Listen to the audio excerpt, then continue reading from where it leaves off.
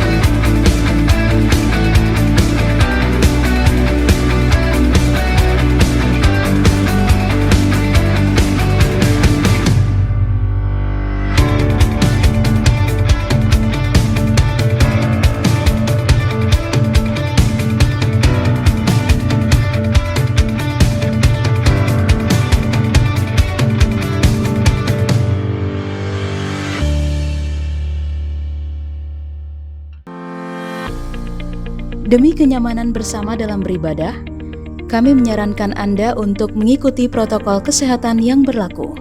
Saat memasuki RCC, pastikan tetap menjaga jarak, tidak saling bersentuhan dan berjabat tangan, atau bahkan berpelukan. Selalu gunakan masker saat berada di lingkungan RCC, cuci tangan di tempat yang telah disediakan atau di toilet, dengan penggunaan air dan sabun serta cara mencuci tangan yang benar.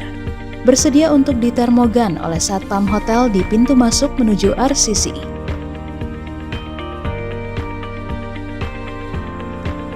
Saat masuk ke RCC, silakan berbaris dengan menjaga jarak sesuai garis merah dan bukan pada tanda silang.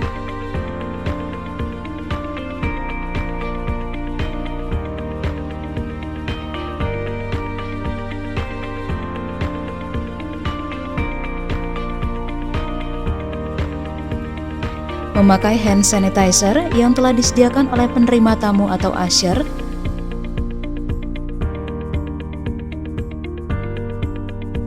mengambil roti dan anggur untuk mengikuti perjamuan kudus.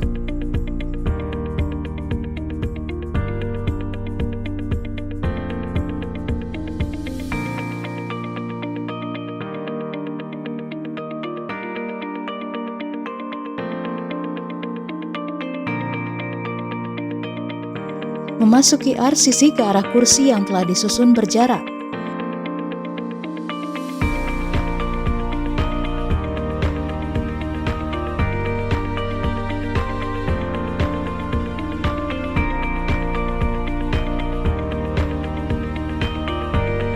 Dan tidak diperkenankan untuk memindahkan atau menggeser kursi yang telah diatur jaraknya. Persembahan tetap diadakan secara virtual dengan scan QR Code berikut. Dan bagi jemaat yang tidak mempunyai aplikasinya, dapat mengambil amplop persembahan khusus di meja yang telah disediakan. Untuk memasuki ruang ibadah, pintu diarahkan satu arah. Pintu masuk lewat pintu A, kemudian pintu B.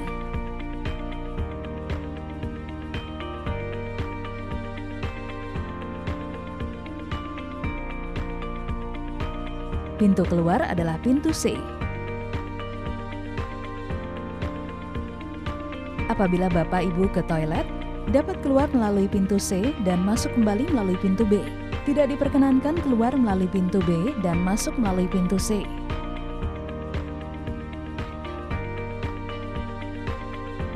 Apabila Bapak Ibu masih berada di area Community Hall, Bapak Ibu dapat keluar juga melalui pintu A, sesuai arah yang ditentukan.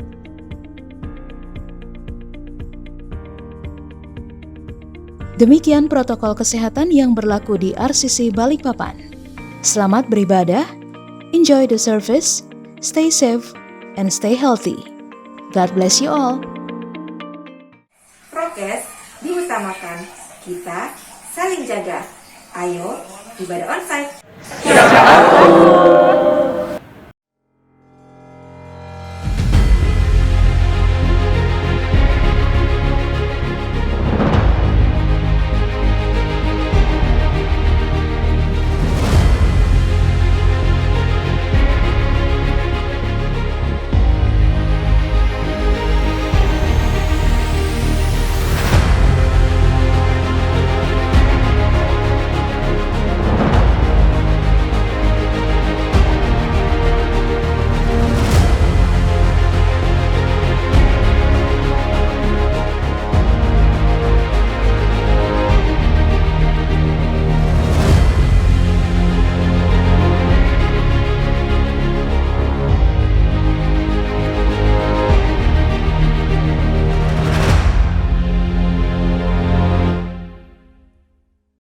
Haleluya, shalom saudara.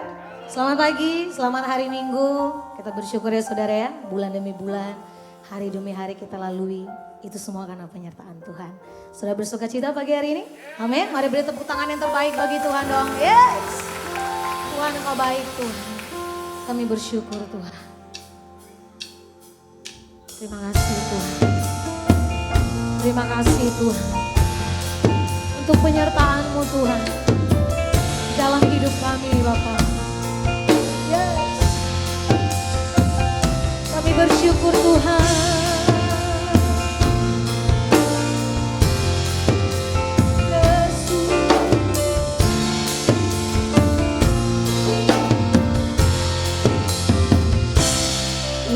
Pujilah aku Tuhan, cobalah aku Tuhan, selidiki batinku dan hatiku,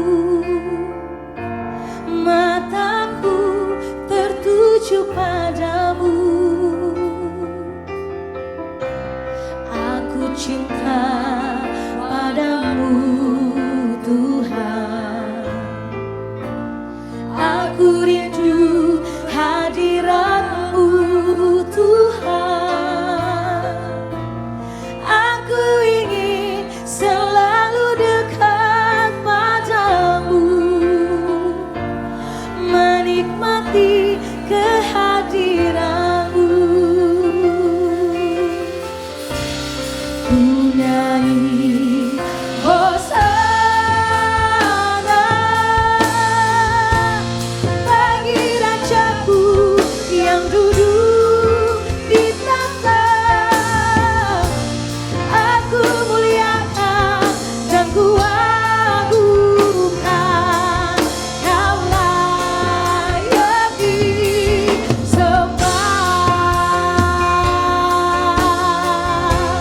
Pujilah aku Tuhan, cobalah aku Tuhan, selidiki batinku dan hatiku, mataku tertuju padamu. Mari nyatakan, aku cinta padamu. Benar Tuhan, aku rindu hadiratmu Tuhan, aku ingin selalu dekat padamu, menikmati kehadiranmu.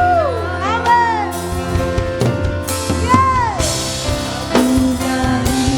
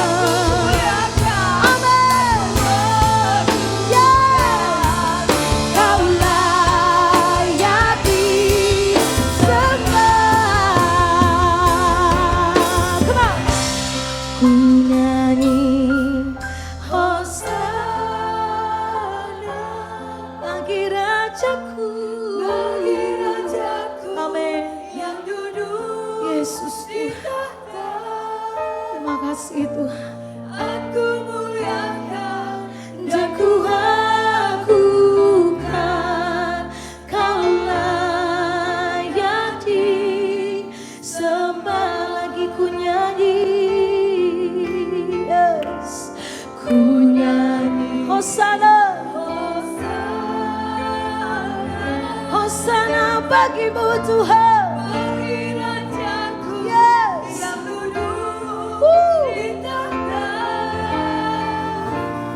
Aku muliakan dan ku agungkan, Kau layak disembah.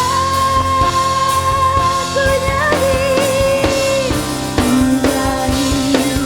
Hosana bagi Rajaku yang duduk di tahta.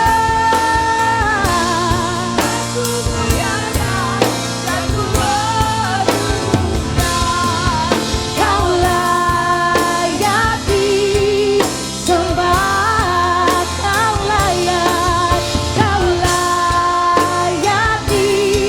oh Kau layak disembah.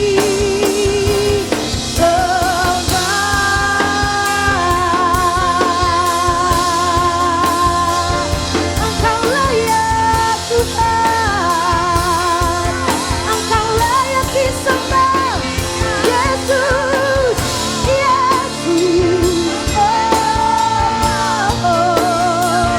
Engkau layak terima pujian, Engkau layak Tuhan terima syukur. Yesus, Tuhan, kami beri pujian bagimu Raja, bagimu Yesus, sembah Engkau, kami menyembahmu Tuhan, kami beri puji, kami beri hormat, hormat bagimu Tuhan, pujian bagimu, hosana bagimu Tuhan, oh Raja di atas segala raja, Yesus, Yesus, Yesus, Yesus Tuhan. Oh, terima kasih Tuhan, kami menyembahmu Tuhan dengan senang hati kami.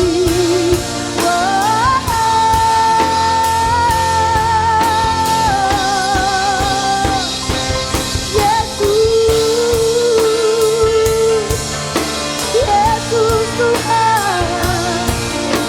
Haleluya, haleluya, haleluya.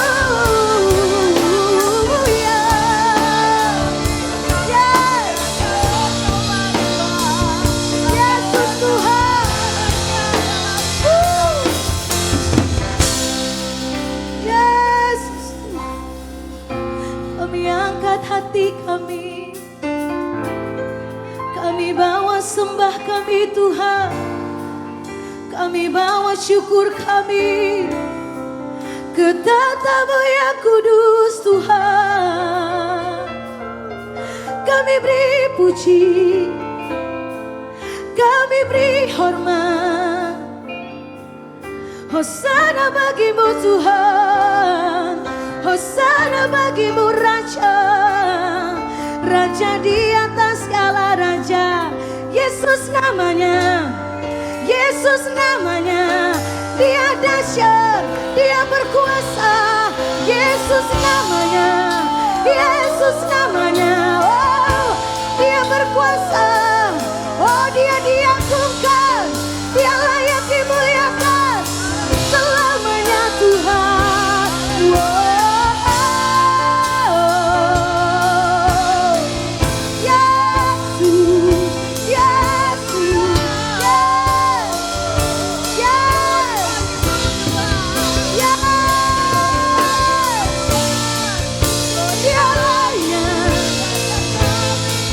Yesus,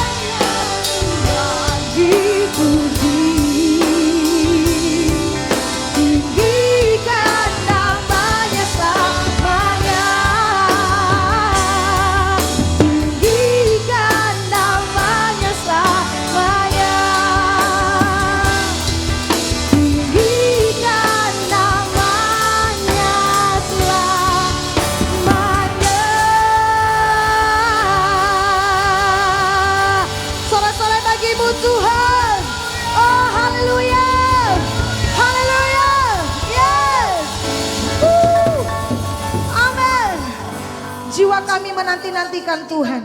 Dialah penolong kita dan perisai kita. Ya, karena Dia hati kami bersuka cita. Sebab kepada namanya yang kudus kita percaya. Mari beri tepuk tangan sekali lagi saudara. Bagi Tuhan kita Yesus. Haleluya.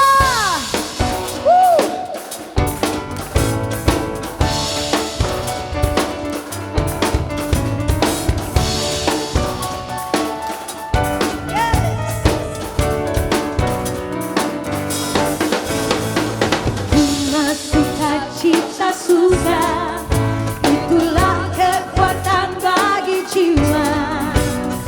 Dapat rasakan kasih-Nya di tengah badai yang bergelora. Bima suka, cita suka, itulah kekuatan bagi jiwa. Dapat saksikan kuasa-Nya, takutkan badai yang bergelora. Haleluya, Kau ada dalam hatiku, takkan patah semangatku. Amin. Takkan hilang kekuatan. Haleluya, ku mau bersorak bagimu. Sukacita surga nyata penuh hidup. Yes.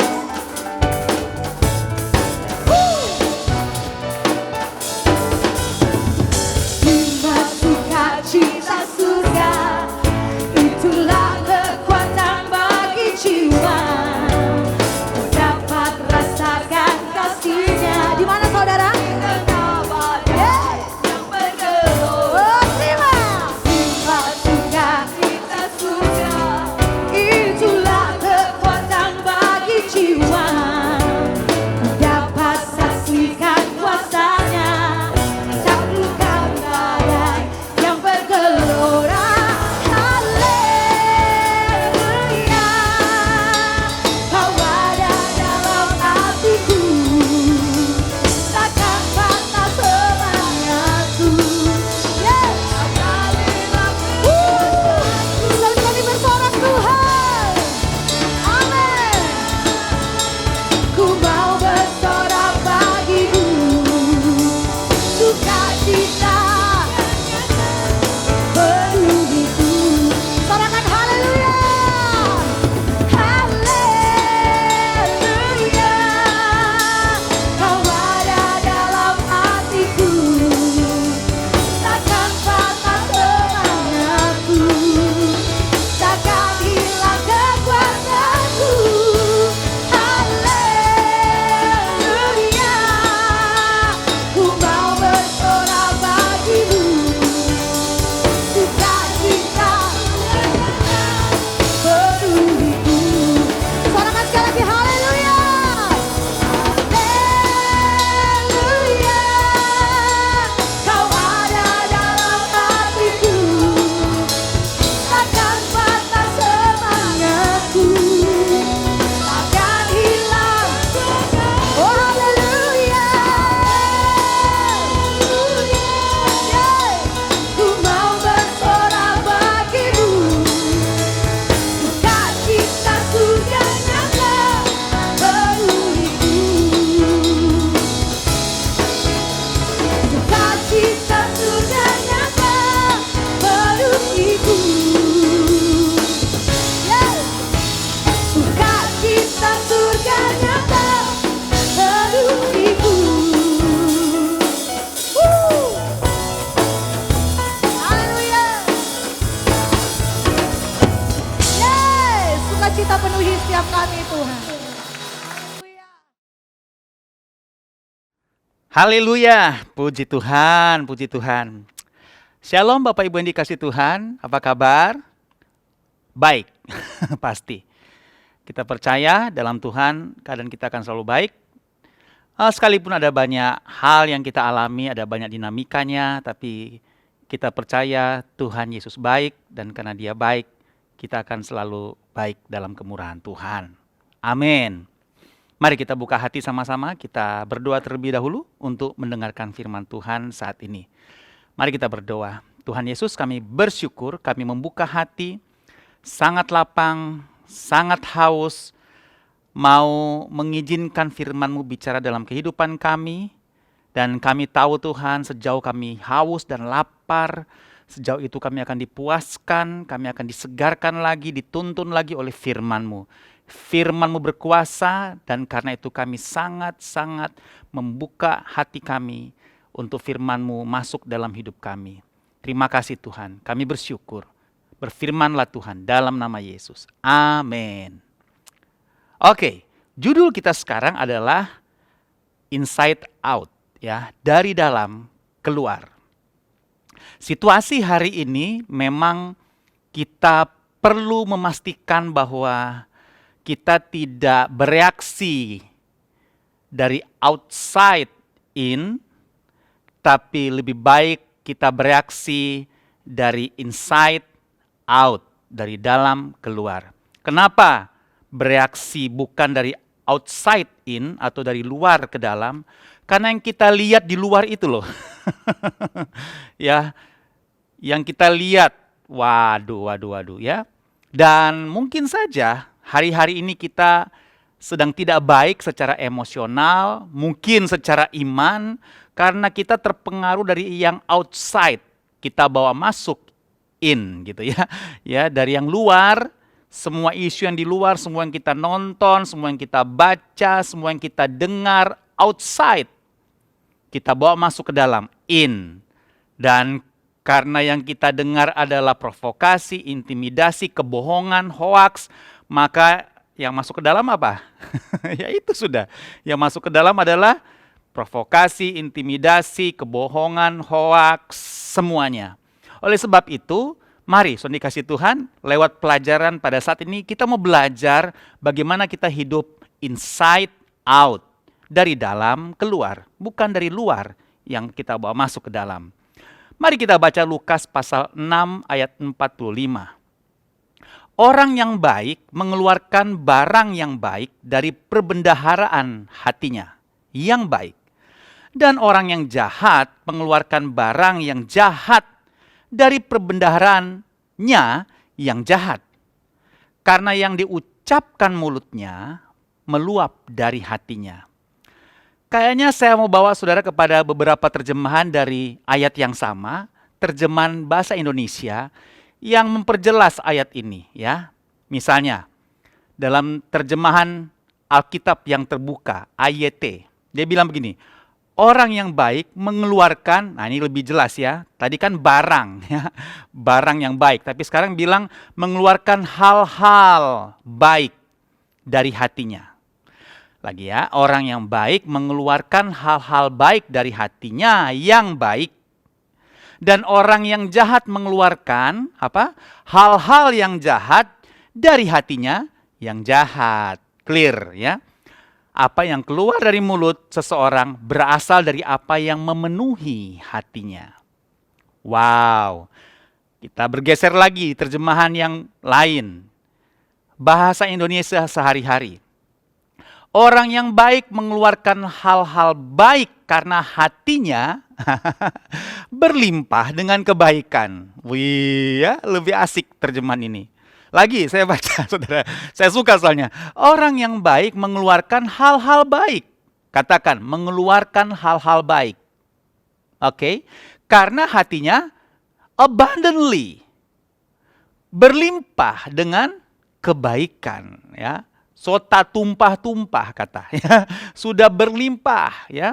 Maka itu yang keluar gitu. Orang yang jahat mengeluarkan hal-hal yang jahat karena hatinya penuh kejahatan. Sebab apa yang diucapkan oleh mulut itulah yang melimpah dari hati. Nah, ya. Yang diucapkan oleh mulut itu yang keluar dari hati. Terakhir terjemahan dari TSI ya. Terjemahan sederhana Indonesia kalau tidak salah ya. Manusia juga seperti pohon. Nah, karena konteksnya tentang pohon ya ayat ini. Jadi ini terjemahan sangat kontekstual. Orang baik selalu menghasilkan perbuatan-perbuatan yang baik karena seluruh perbuatan itu berasal dari apa yang tersimpan dalam hatinya. Tetapi orang jahat selalu menghasilkan perbuatan yang jahat karena kejahatan yang tersimpan dalam hatinya. Karena apa saja yang tersimpan dan selalu dipikirkan di dalam hati pasti akan keluar dari mulut. Oke, so dikasih Tuhan. Jadi saya berani bilang begini bahwa flavor, aroma atau rasa itu nggak bisa bohong. Nggak bisa bohong. Dari mana kita tahu ini minyak kayu putih? Dari mana? Sebab bisa saja diisi cairan yang lain kan? Bisa dong. Bisa. Warnanya keijo-ijoan. Ya karena memang botol plastik ini warnanya hijau transparan. Semoga tidak terganggu di green screen ya. Tapi, oke, saya pastikan ini adalah minyak kayu putih atau bukan. Oke, dari dalam minyak kayu putih. Saya suka baunya. Flavornya nggak bisa bohong ya. Jadi, kalau orang ngaku ini minyak kayu putih, padahal isinya air, ya gampang membuktikannya. Cukup dibuka, keluarkan yang dari dalam, baru kita bisa confirm bahwa ini adalah minyak kayu putih atau cuman air putih. Dari mana kita tahu ini bukan minyak kayu putih dalamnya atau air putih yang biasa saya minum? Dari mana cari tahunya? Buka saja, saya mau cek apakah ini minyak kayu putih atau air. Air putih. Memang saya isi air putih. Maksud saya, rasa nggak bisa bohong, yang dari dalam pasti akan keluar. Ya, Lukas 6 ayat 43 bilang, karena tidak ada pohon yang baik menghasilkan buah yang tidak baik. Kalau pohonnya baik, buahnya pasti baik. Dan juga tidak ada pohon yang tidak baik yang menghasilkan buah yang baik. Ini Alkitab yang bilang. Sebab setiap pohon dikenal pada buahnya. Jadi kalau Anda tidak paham dunia pertanian, tidak tahu jenis-jenis pohon, kalau saya beberapa jenis pohon saya tahu. Langsat saya tahu. Durian saya tahu. Ya. Pohon kelapa mudah dikenal.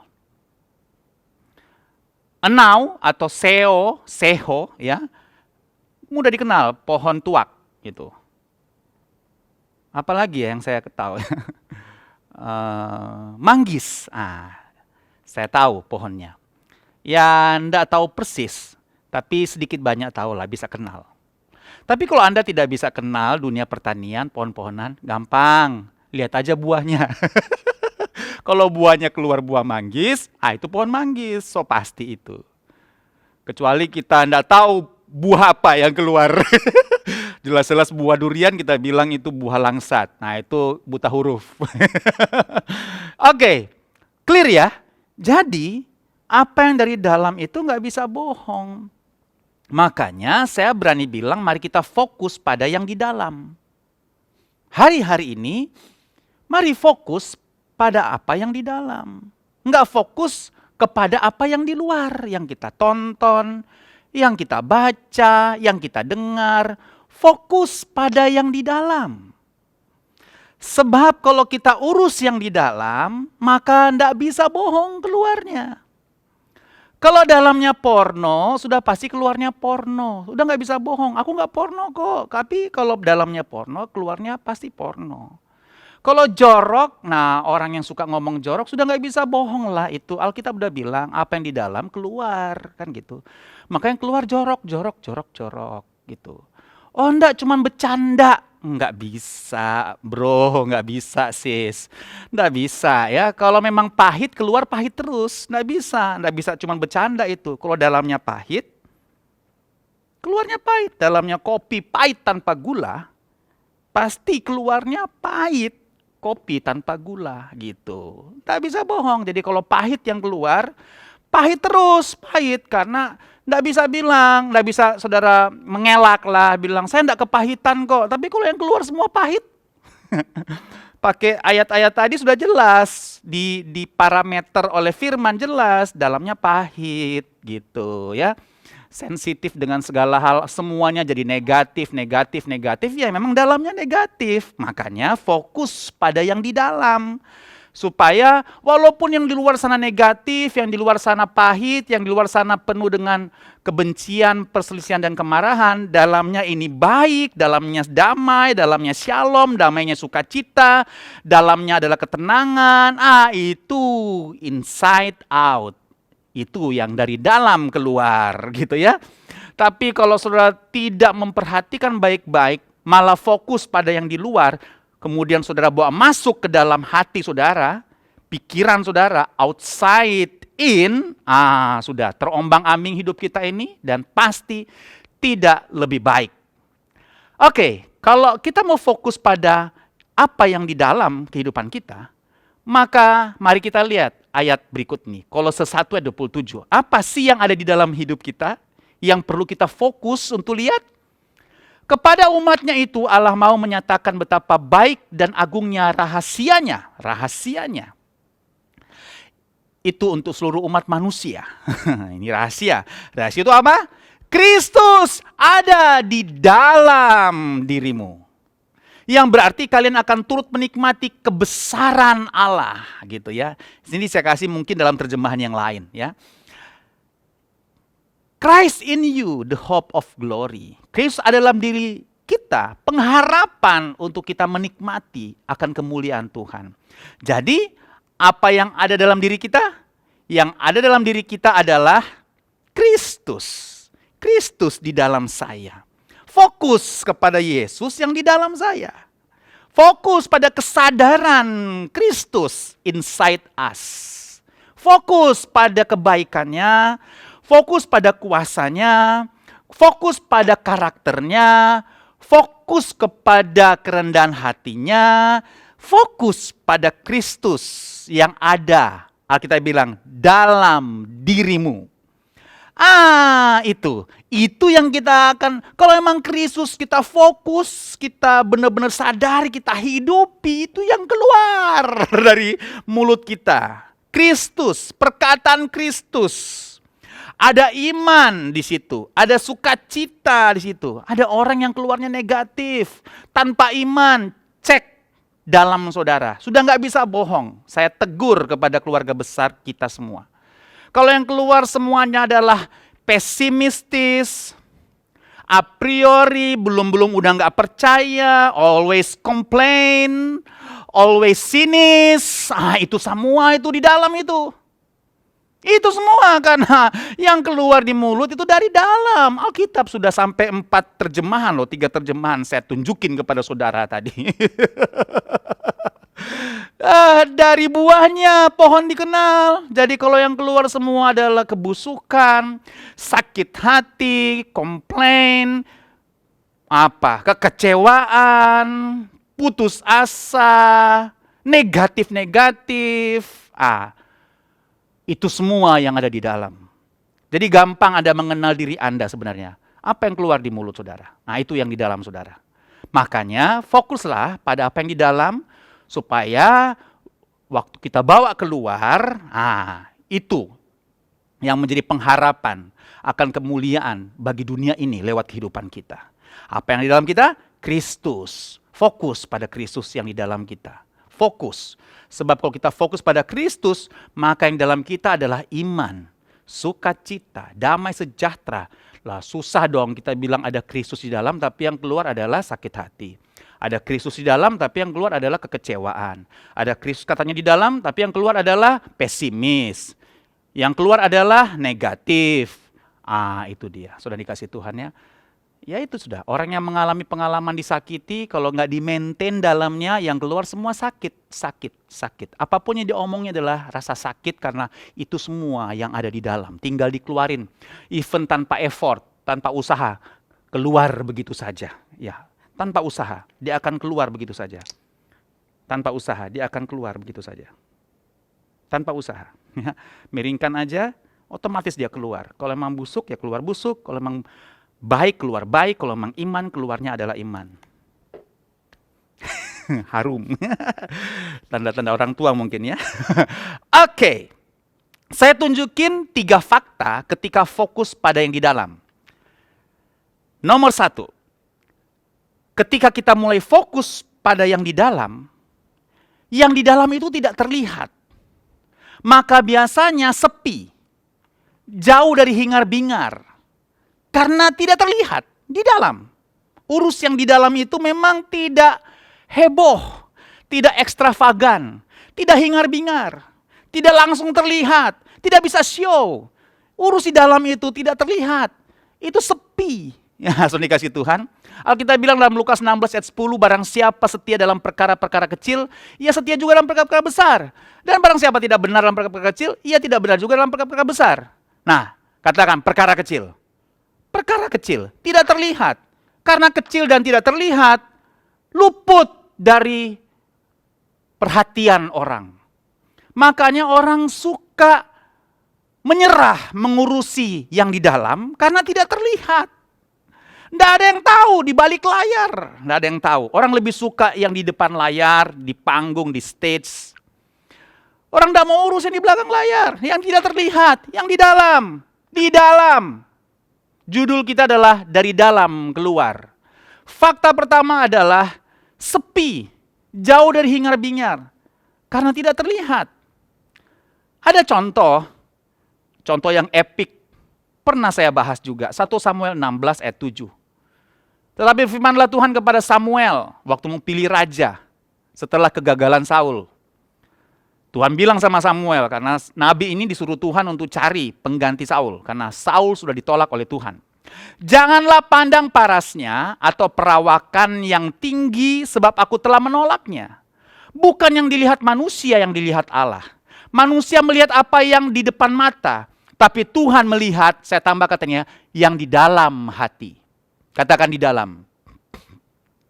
Itu yang Tuhan lihat. Itu yang Tuhan lihat. Siapa dia yang kemudian terpilih? Ditunjukin anak-anak Isai, ya, ditunjukin situ, yang paras eloknya, yang keren, yang ganteng ditunjukin. Tuhan bilang bukan mereka, ya. Tapi muncul Samuel tanya kepada Isai, sudah inikah semua anak-anakmu? Oh, masih ada tinggal satu. Satu orang ini jaga kambing domba di ladang. Dan kalau kita telusuri ya, kita pelajari, kambing dombanya pun cuma 2-3 ekor, bukan 2-3 ribu, 2-300, enggak. 2-3 ekor, 2-3 ekor. Daud di ladang, dilupakan, luput, tidak terlihat, sepi di padang gurun. Cuman jaga 2-3 ekor. Saudara dikasih Tuhan. Tidak ekstravagan, tidak terlihat. 2-3 ekor, cuma itu yang dia jaga. Bahkan tidak diperhitungkan oleh, saya bisa bilang begitu, tidak diperhitungkan karena waktu Samuel tanya, tidak ditunjukin. Nanti Samuel tanya, so itu semua? Sudah semuanya itu? Oh, masih ada satu. Itu terlupakan. Terluput. Anak ini kasihan, Sony kasih Tuhan ya. Tapi saya mau kasih kabar baik. Walaupun Anda bertugas di ujung bumi, dari Nusantara Indonesia, tidak ada pusat yang bisa lihat Anda. Anda tersembunyi dari perhatian hingar-bingar orang. Kalau Tuhan mau angkat saudara, Tuhan bisa angkat saudara. Amin. Tidak usah khawatir, tersembunyi di balik meja, di sudut kantor. Tidak terlihat prestasinya. Anda yang kerja, orang lain yang dipuji. Anda yang kerja, orang lain yang dipromosikan. Sabar, saudara dikasih Tuhan ya. Kalau Tuhan mau angkat, tidak ada satu setan yang bisa menahannya. Amin ya. Kemudian 1 Samuel 17:34, ketika Daud muncul, jadi ngomong-ngomong ketika dia dipilih dan diurapi, itu belum muncul. Baru diurapi aja. Rajanya masih Saul, saudara dikasih Tuhan. Tapi ini showtime. Kemudian Daud muncul ketika ada Goliat. Kita baru baca kan minggu-minggu kemarin ya, minggu-minggu ini ya. Ketika Goliat muncul, Goliat menjadi kesempatan Daud muncul. Makanya saudara, situasi sulit jangan ditangisi. Jangan-jangan situasi sulit adalah opportunity, kesempatan Daud muncul. Jangan-jangan konflik saudara, pergumulan saudara adalah kesempatan. Jangan-jangan Goliat saudara adalah kesempatan untuk Anda muncul. Anda yang selama ini tersembunyi, tidak terlihat, orang tidak perhitungkan, sepi. Daud kemudian muncul. Orang kakaknya sendiri bilang, kamu apa-apaan datang ke sini? Sudah, jaga sana 2-3 ekor kambing domba itu. Ngapain ke sini? Masih kecil juga. Sudah dikasih Tuhan. Bahkan kepada Saul, Daud ngomong begini, saya suka ini ya. Hambamu ini biasa, katakan biasa, ya biasa mengembalakan kambing domba ayahnya.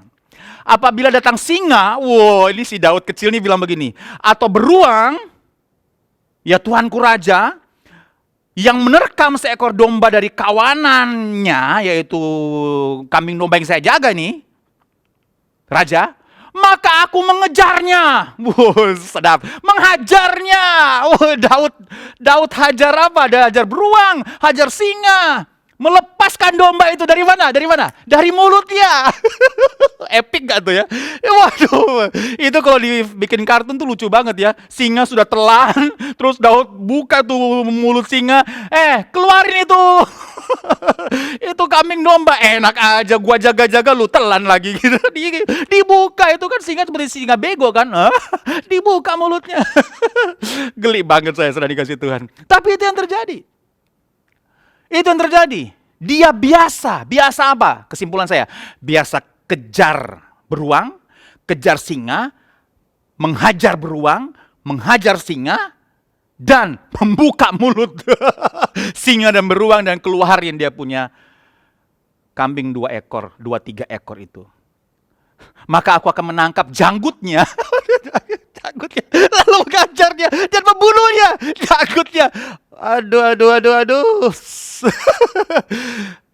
Baik singa maupun beruang telah dihajar oleh hambamu ini. Ya Raja, saya tambah-tambah ya. Dan orang Filistin yang tidak bersurat itu, ia akan sama seperti salah satu dari binatang itu. Karena ia telah mencoba barisan daripada Allah yang hidup. Pula kata Daud, Tuhan yang telah melepaskan aku. Nah ini dia. Dari cakar singa, dari cakar beruang, dia juga akan melepaskan aku dari tangan orang Filistin itu. Kata Saul kepada Daud, pergilah Tuhan sertai engkau. Lihat, bukan outside in, tapi inside out yang membuat Daud berbeda. Kalau dari outside itu intimidasi, itu Goliat, itu ketakutan. Tapi karena dia hidup dari dalam, dia bawa keluar. Iman dia bawa keluar. Dan dilatih di padang gurun dalam kesepian. Tidak ada orang yang lihat. Luput dari flash. Dari frame para wartawan. Dia tekun melakukan itu. Apa yang terjadi pada waktu Tuhan? Sudah tahu kisahnya. Dia menundukkan Goliat. Orang yang gak diperhitungkan. Maksud saya begini, soal dikasih Tuhan. Perlu ketekunan dan gairah ketika kita mau berfokus pada yang di dalam. Perlu ada ketekunan. Karena ada yang lihat saudara, gak ada yang menghargai saudara. Gak ada yang apresiasi, gak ada yang tepuk tangan buat kita. Apa yang Anda buat di balik layar. Apa yang Anda buat di ujung negeri. Di pelosok-pelosok bangsa ini. Tidak apa-apa, bos tidak lihat, tapi Tuhan lihat. Yes, hati raja-raja di tangan Tuhan. Kalau Tuhan mau gerakkan hati raja-raja, dia sanggup menggerakkannya. Jadi sekarang kalau saudara hanya bekerja pada perkara kecil, 2-3 ekor kambing domba itu seperti Daud, tekuni aja. Jangan-jangan tuh melatih skill kita, sama seperti skill Daud. Ya, saudara pikir ketika dia lempar dengan ketapel kepada Goliat itu bukan skill, itu skill. Memang dia diurapi Tuhan, tapi ketika dia lempar bidik tepat kena di dahinya, itu sudah skill. Dari mana itu skill dia latih? Iya, di padang gurun, dalam kesepian. Dia latih, dia punya skill. Saudara, latih skill saudara. Karunia saudara. Tekuni, fokus pada yang di dalam. Ya, iman saudara pada Kristus, pada karunia, pada talenta yang Tuhan berikan. Fokus pada pekerjaan-pekerjaan yang Tuhan berikan kepada saudara. Tanggung jawab yang luput, yang tidak terlihat, jarang dipuji. Fokus saja, kerjakan. Saudara tidak sadar itu melatih kecakapan saudara, kemahiran, well trained. Anda terlatih dengan baik. Sehingga pada saatnya nanti ketika Tuhan mau mengangkat kehidupan saudara, Anda sudah sangat siap. Nomor 1, fakta yang terjadi ketika kita fokus di dalam memang sepi. Memang tidak terlihat, jauh dari hingar-bingar. Tapi tinggal tunggu waktu Tuhan, di mana saudara akan diangkat oleh Tuhan dan Anda siap ketika Anda diangkat oleh Tuhan. Bayangkan kalau kita distraction, kita melihat yang di luar saja. Dan jangan lupa ya, kalau kita hanya fokus di luar, itu tadi ya, kita akan distract. Karena berbagai isu ada di luar. Kalau kita lihat ke dalam itu bisa fokus. Dan perlu ketekunan, perlu menjaga gairah, perlu saudara yang harus memotivasi diri saudara. Karena mungkin tidak ada lagi yang motivasi kita. Nggak ada yang tepuk tangan, tidak ada yang puji-puji kita. Saudara harus memotivasi diri saudara. Saudara harus tekun melakukan apa yang kecil-kecil itu yang kita lakukan. Dan jangan lupa saudara dikasih Tuhan. Tuhan melihat semuanya itu. Itu cukup buat kita. Yang penting Tuhan lihat. Amin, saudara dikasih Tuhan. Nomor 2, minim feedback atau penghargaan seperti saya bilang tadi. Benefitnya tidak langsung terlihat. Ya, Alkitab bilang hal-hal yang tersembunyi ialah bagi Tuhan, Allah kita. Tetapi hal-hal yang dinyatakan ialah bagi kita dan bagi anak-anak kita. Sampai selama-lamanya supaya kita melakukan segala perkataan hukum Taurat ini. Jadi semua yang tersembunyi ialah bagi Tuhan. Tapi yang dinyatakan nanti adalah bagi kita dan anak-anak kita. Jadi semua yang di dalam, yang tersembunyi, yang Anda kerjakan di rumah Anda, tidak banyak orang tahu yang Anda kerjakan kepada anak-anak Anda. Semua value, semua nilai, semua keserupaan Kristus yang Anda coba tularkan kepada Anda, tidak ada orang yang bisa memberikan feedback kepada saudara, memberikan penghargaan, memberikan motivasi. Saudara melakukan kepada keluarga saudara. Saudara urus, saudara punya dalam, saudara punya mental, saudara punya iman, saudara punya perilaku, saudara punya sikap, saudara urus yang di dalam ini. Tidak ada yang memuji saudara. Mungkin malah saudara diintimidasi atau diolok karena saudara jujur, karena saudara mengampuni. Mungkin saudara justru mendapatkan olokan dari orang lain. Kenapa kamu mengampuni? Kenapa kamu jujur dan seterusnya? Saudara dikasih Tuhan, fokus urus itu. Dalam kesepian, tidak ada penghargaan.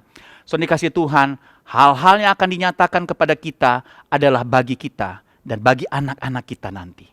Saudara dikasih Tuhan, pasti itu memberikan efek yang jauh lebih hebat.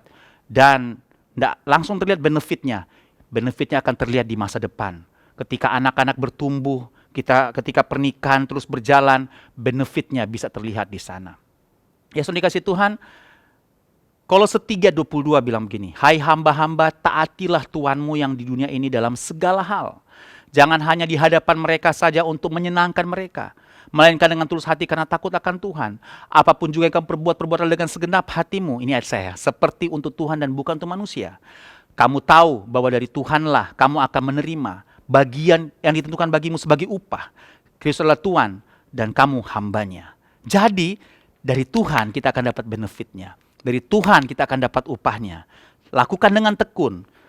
Dari dalam keluar. Semua yang di dalam. Semua kualitas Kristus. Semua karakter Kristus. Pertumbuhan iman, pertumbuhan karakter saudara, penyangkalan diri saudara, lakukan semuanya itu. Dari Tuhanlah kita akan dapat benefitnya. Amin. Dari Tuhanlah kita akan dapat upahnya. Yes. Mari saudara dikasih Tuhan, bertekunlah saudara dikasih Tuhan. Motivasi diri saudara, bergairahlah untuk mengurus yang di dalam. Fokus pada Kristus yang di dalam kita. Fokus di situ saja saudara dikasih Tuhan. Fokus pada kasihnya Tuhan. Di luar Anda tidak mendapatkan kasih, tidak mendapatkan cinta, tidak mendapatkan penghargaan. Di dalam Anda mendapat penghargaan. Dari Yesus Anda mendapatkan cinta. Dari Yesus Anda mendapatkan penerimaan. Yesus nggak peduli saudara, Anda ditolak di luar. Di dalam Anda diterima. Anda diterima oleh Tuhan Yesus. Jadi hidup kita tidak lebih sedih, tidak lebih kecewa, tidak lebih sakit hati, putus asa. Kenapa? Saya diterima, bukan ditolak oleh Kristus. Jadi ketika mengalami penolakan dari luar, saudara bisa lebih cool, ya. Saudara lebih tenang. Saudara bukan membalas tindakan orang terhadap saudara. Enggak perlu. Saudara sudah berlimpah dengan penerimaan dari Kristus dan cintanya Yesus. Apalagi yang kita butuhkan? Apalagi yang sudah dikasih Tuhan mengalahkan semua yang dunia bisa kasih kepada kita. Oh haleluya. Amin, sudah dikasih Tuhan ya. Jadi dari Tuhanlah kita akan mendapat upahnya.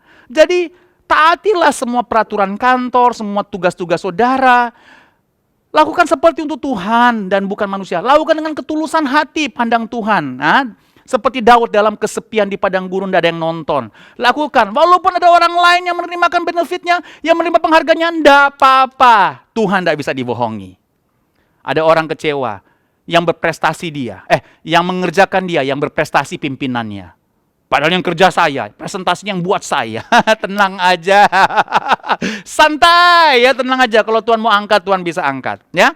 Daripada kita tenggelam dalam sakit hati, kecewa, dan merasa dirugikan terus-menerus, tidak baik buat kesehatan Anda, tidak baik buat pertumbuhan rohani saudara, tidak baik dalam pertumbuhan iman, jatuh-jatuhnya pahit, kecewa terus-menerus, dan tidak bahagia dalam bekerja. Yang rugi kita sendiri kan?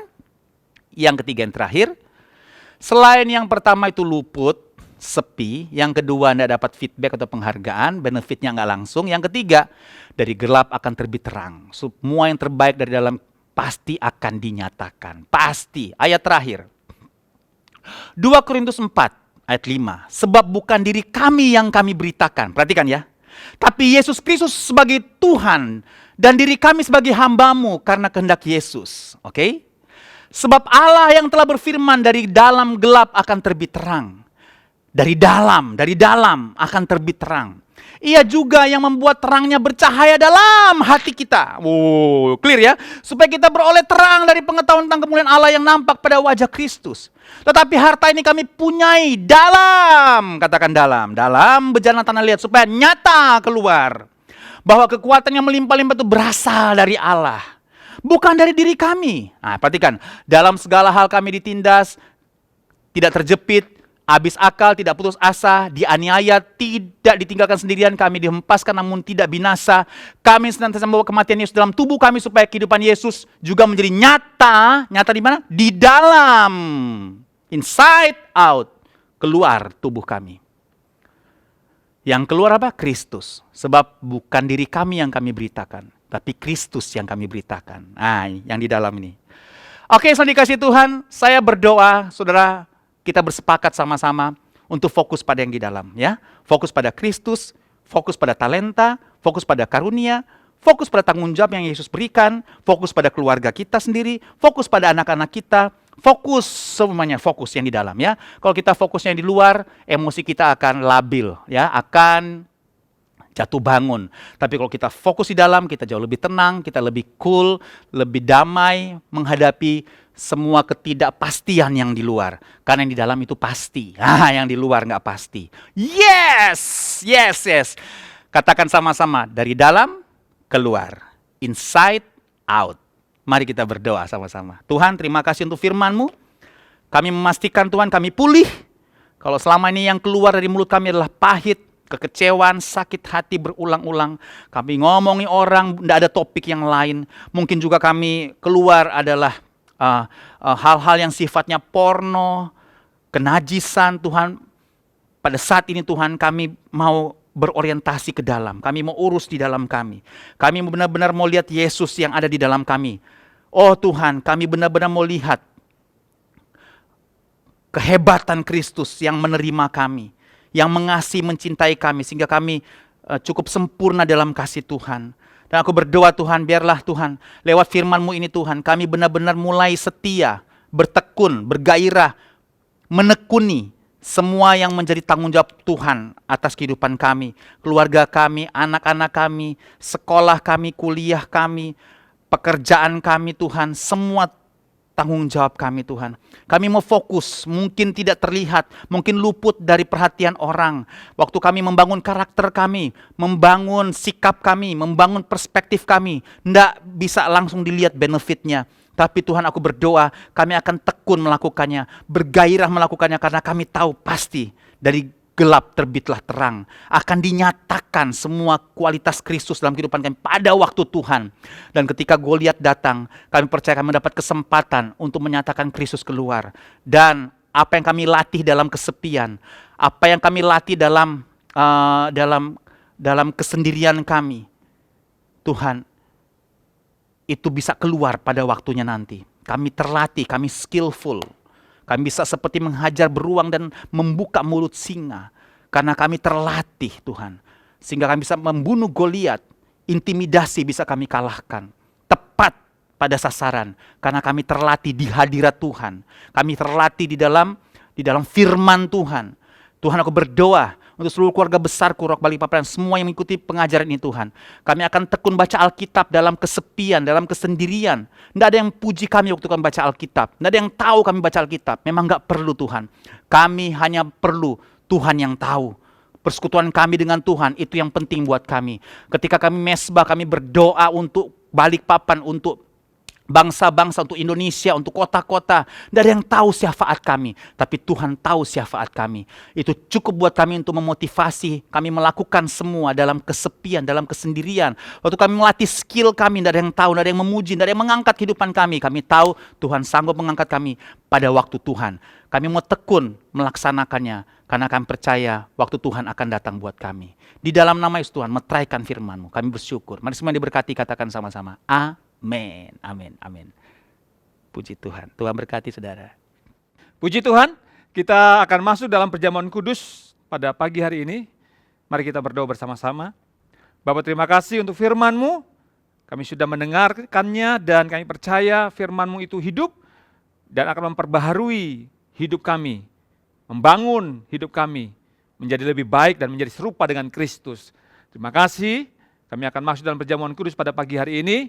Roti dan anggur dikuduskan, bahkan kami hamba-hambamu, umatmu, gerejamu dilayakkan untuk menerima tubuh dan darahmu. Di dalam nama Tuhan Yesus Kristus, kami sambut perjamuan kudus pada pagi hari ini. Haleluya. Amin. Amin, amin. Mari Bapak Ibu di rumah, bagikan anggur dan roti perjamuan kepada anggota keluarga. Haleluya. Sekarang kita angkat tinggi-tinggi roti di tangan kanan kita, dengarkan firman Tuhan. Pada malam waktu Yesus diserahkan, ia mengambil roti, mengucap syukur atasnya dan memecah-mecahkan dan berkata, inilah tubuhku yang dipecah-pecahkan bagi kamu. Perbuatlah ini menjadi peringatan akan aku. Gereja Tuhan, bukankah roti yang kita angkat tinggi-tinggi ini adalah persekutuan kita yang mahal dengan tubuh dari Tuhan Yesus Kristus, amin. Mari makan dengan ucapan syukur di dalam nama Tuhan Yesus Kristus.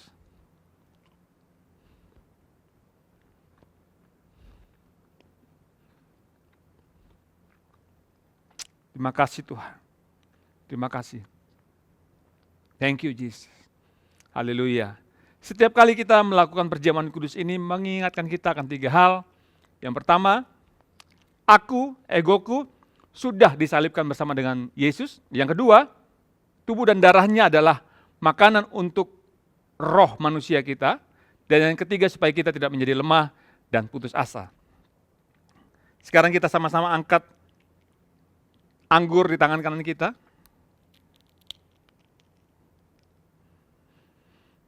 Tangan kiri taruh di dadamu sebagai tanda penyerahan hidupmu kepada Tuhan. Sesudah itu Yesus mengambil cawan, mengucap syukur atasnya dan berkata, inilah cawan perjanjian baru yang dimeteraikan oleh darahku. Perbuatlah ini menjadi peringatan setiap kali kami meminumnya. Gereja Tuhan, bukankah cawan atau anggur yang kita angkat tinggi-tinggi ini adalah persekutuan kita yang mahal dengan darah dari Tuhan Yesus Kristus, amin. Darah itu menyembuhkan, darah itu memulihkan. Mari minum dengan ucapan syukur di dalam nama Tuhan Yesus Kristus. Haleluya.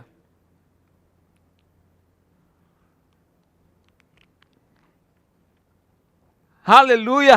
Haleluya. Terima kasih Bapak, terima kasih untuk tubuh dan darah-Mu. Kami sudah menyatu dengan tubuh dan darah-Mu.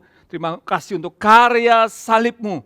Terima kasih Tuhan Yesus. Kami percaya kami semakin menjadi manusia yang hebat, menjadi manusia yang sadar bahwa kami ini adalah bau harum untuk kemuliaan nama-Mu Tuhan. Kami semakin mengeluarkan aroma terapi yang menyembuhkan, yang menyehatkan banyak orang yang di sekitar kami Tuhan.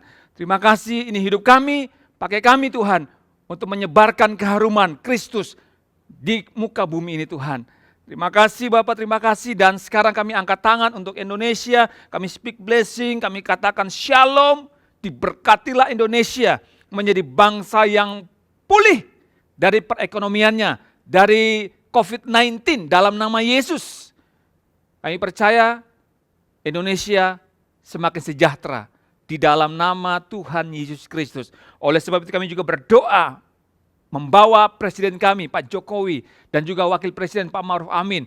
Mereka sama-sama bersinergi bekerja dengan hikmat dari Tuhan untuk membawa Indonesia semakin sejahtera, semakin diberkati di dalam nama Tuhan Yesus Kristus. Kesehatan, kekuatan juga Tuhan melimpahkan bagi Pak Jokowi dan Pak Maruf Amin. Demikian juga dengan keluarga mereka masing-masing Tuhan. Di dalam nama Tuhan Yesus Kristus. Para pemimpin di daerah-daerah, para gubernur, wali kota, bupati Tuhan. Bahkan sampai ke camat-camat. Tuhan juga berikan kekuatan dan kesehatan. Bersama-sama bersinergi membangun daerah mereka masing-masing. Membangun kesejahteraan bagi warganya masing-masing di dalam nama Tuhan Yesus Kristus. Demikian juga dengan kota kami Balikpapan. Wali kotanya juga diberkati Tuhan, diurapi Tuhan untuk memimpin kota ini menjadi kota yang sejahtera, diberkati Tuhan, menjadi kota yang terpuji, ternama, terhormat. Dan kami percaya Balikpapan segera bangkit dari COVID-19, segera bangkit dari keterpurukan menjadi kota yang diberkati Tuhan. Ekonominya maju di dalam nama Tuhan Yesus Kristus. Terima kasih. Kami terus berdoa untuk para medis, para dokter, para perawat. Mereka yang langsung berhadapan dengan pasien COVID-19. Tuhan, Engkau lindungi mereka, jaga pelihara mereka. Di dalam nama Tuhan Yesus Kristus. Para medis terpelihara sempurna sebab tangan Tuhan menyertai mereka, melindungi mereka. Terima kasih. Kami berdoa untuk gereja kami, GP Rock Balikpapan. Kami percaya lewat gereja kami Tuhan, lewat gerejamu di tempat ini, kami semakin menyebarkan keharuman demi kemuliaan namamu Tuhan. Pakai seluruh jemaatmu Tuhan untuk menjadi saksi-saksi Kristus di kota Balikpapan ini Tuhan. Terima kasih para pemimpin kami, Pak Herold sebagai gembala bersama keluarga, para diaken, para pastor Tuhan, dan para gembala-gembala kakak, semua jemaatmu dari yang paling muda sampai yang paling senior, kami semua terpelihara sempurna oleh kasih Kristus. Kami baik-baik saja dan sehat-sehat sempurna di dalam nama Tuhan Yesus Kristus.